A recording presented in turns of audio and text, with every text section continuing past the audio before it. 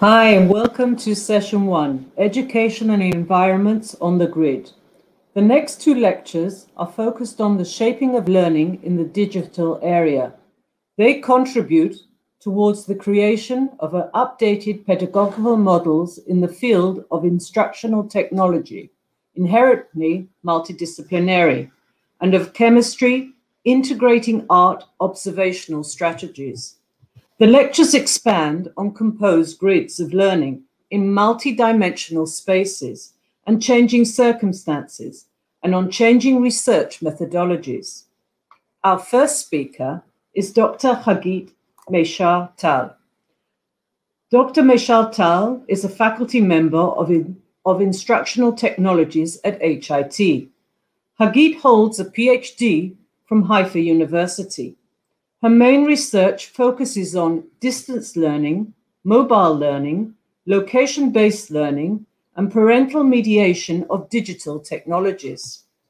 Her journey through the digital educational world enabled her to develop and explore the internet and the social space dynamics, learning with social networks, and many of the educational challenges we face, especially in the era of COVID-19.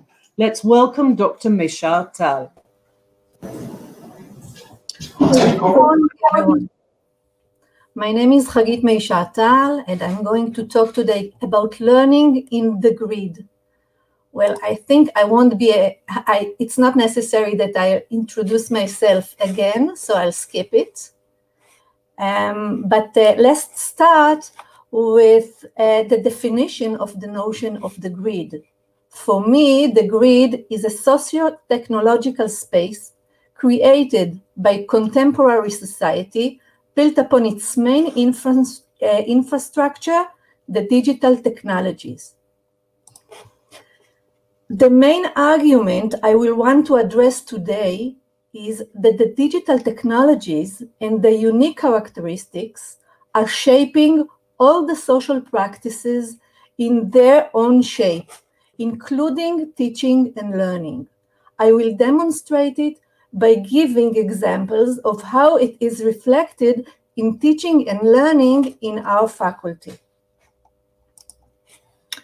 So let's start by describing the three main processes that create the grid and drive social change in the digital era.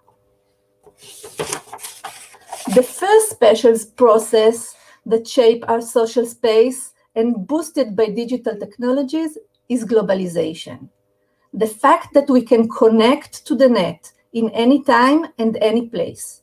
The fact that we can communicate as if the world is one unit in real time. And distance is not an obstacle anymore. Create a world that McLuhan called a global village. This has significant impact on the economy, on nationality, and on our daily lives as citizens of the world. We don't buy only local products because we can buy online. We don't consume only local culture, like music, because we are exposed to music, movies, theater from all over the world. We can maintain distance relationships. And when relocating is not perceived as disconnecting, it is more likely that we move across the globe as tourists and not as vagabonds, as Zygmunt Bauman stated, meaning that we feel free of territorial constraints and can operate on a global scale. The second special process that shapes our society is networking, as Manuel Castells noted in the trilogy of the Network Society. He argued that the change in society is a structural change, no longer an hierarchical model of social order that characterized the early modern thought of functional and rational bureaucracy, but a flat world, as Thomas Friedman called it, or a space of flow, in the words of Castells. In the network society, the social power is dependent on our place in the grid. Your connectivity and being a node in the grid are more important than your official place in the hierarchy. Thus, people that in the traditional world can't be heard can speak up and make important and make their impact in the social networks. Networking became a very important social capital, and working together is considered a basic requirement for succeeding in the network society. The third process that shaped our lives in the digital era is virtualization. We move our social practices to the virtual space. Virtual shops, virtual banks, e-government services, etc. This move from physical space to the virtual space, enabled by digital technology, accelerated the two other processes we discussed, globalization and networking, by providing the platform for global and network interactions and transactions. This current time of pandemic is an excellent example of how the dominance of virtual space is important in our life. Institutes and businesses who moved online on time are those who were less affected by the outbreak of the pandemic. They could proceed with the activity from distance. Those who woke up late were paralyzed. Being part of the virtual sphere became a survival advantage.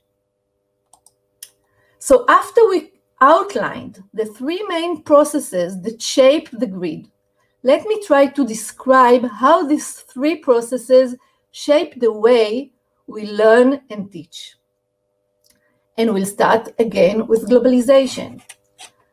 The globalization process is reflected in the content of teaching and learning, as well as in the didactics and delivery of knowledge.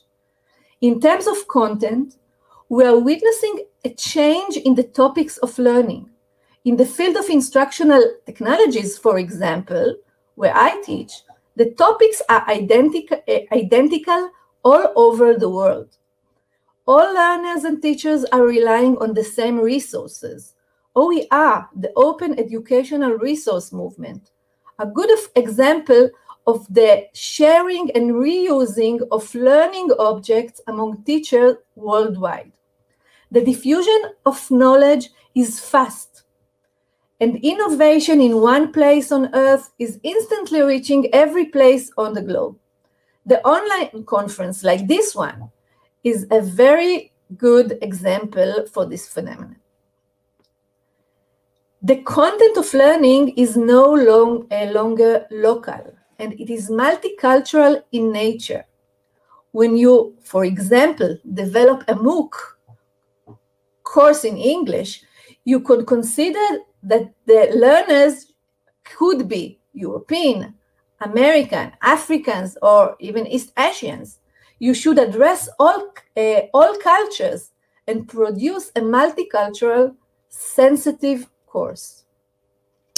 From the point of view of delivery of information, your course could be learned by students from all around the world. Thus, you should rely on an asynchronous materials to enable the accessibility to this course for students of different time zones. Now let's go to networking. How is networking processes reflected in learning? The organization of knowledge in the digital age is completely different from traditional organization of knowledge. In the past, knowledge was organized in a hierarchical way, like a library, in which every piece of information was indexed and put in a specific place, and retrieval of information required navigation in a vertical order of folders and subfolders.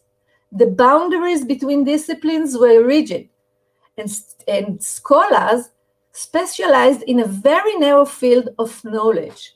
In current times, the space of flow allows a spread of knowledge in more distributed and horizontal manner.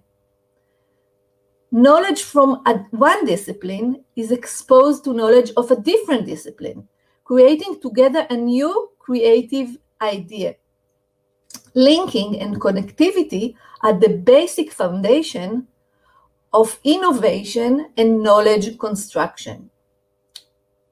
In our faculty, for example, we teach our students 3 different sets of skills and knowledge: learning and training theories, digital design like graphics, UX and UI, and computing. Allegedly, 3 separate disciplines, but actually very connected. The students learn how to produce digital learning solution by applying knowledge of the 3 areas in one holistic solution. Another implication of the network's process on learning and teaching is the move from teacher-centered to student-centered learning. While in the past, the teacher exclusively held the knowledge and had to transfer it to the students, in the age of the grid, the information is accessible to the students directly, and the teachers are not the only source of information. The teaching profession is changing. Teachers are less lecturers and more designers and managers of learning processes. The learners are more independent learners. In our faculty, for instance, we adopted the PBL pedagogy.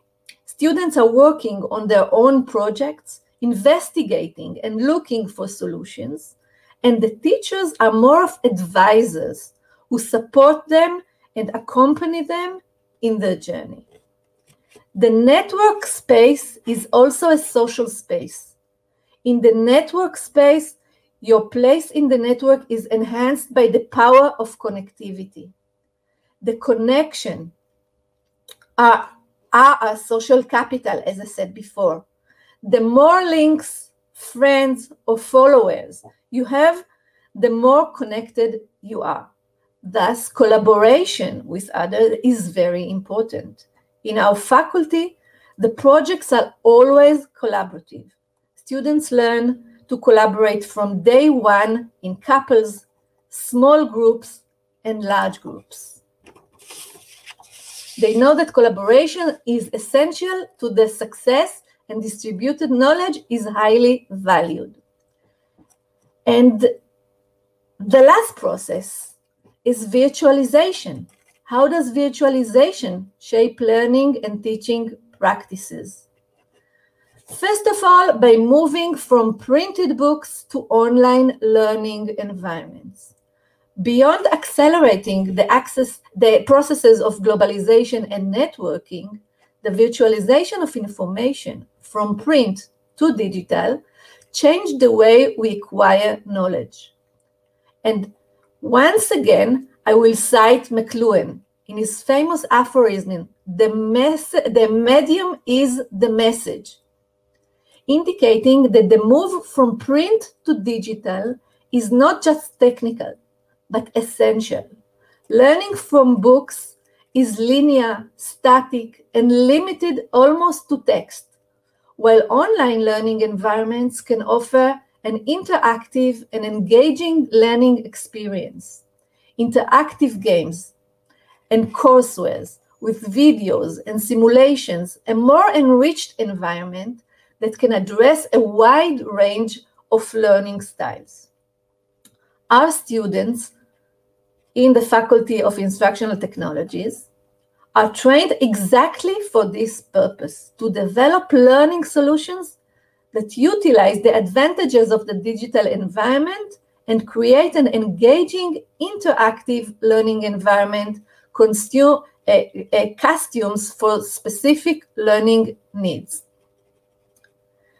The last implication I will discuss in this talk is the move from face-to-face to online learning. This process took a large step forward in the education system in the past year of the pandemic, but it started much earlier almost 2 decades ago. Universities have moved to online learning and started including hybrid courses and fully online courses in order to offer the students innovative, diverse, and flexible learning. This infrastructure enabled the higher education sector to move to fully online teaching at the outbreak of the pandemic quite quickly and relatively successfully. It is important to note, though, that the move from face-to-face to online learning also has its limitations. It is much harder to maintain social climate and interpersonal relationships between students and between the students and the teachers in such conditions. This is a huge challenge, especially in times of crisis, when empathy and emotional support is even more important than learning itself. And I'll conclude with this sentence. I wrote this sentence, and you can read it on the screen, as a closing statement of the proposal for this conference well before the pandemic. Who would have suspected that the changes in the educational system will occur so fast? Thank you very much. Thank you, Hagit. That was wonderful. If you don't mind, I have a question from one of our guests. And yes, okay, so here we go. How did the corona pandemic influence the curve of the adaptation of digital platforms, or maybe did it hurt it socially? Well, it's a very good question, and I will say that, as I said in the closure of my presentation, that of course the pandemic influenced the change and accelerated the change in the education system, and now it's we can't go back.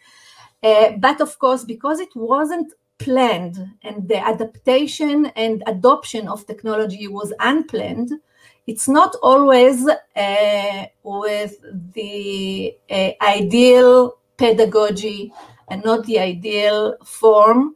So we'll have to see how we will have to correct it when the pandemic is over. Okay, so thank you very much for joining us this morning. Thank you.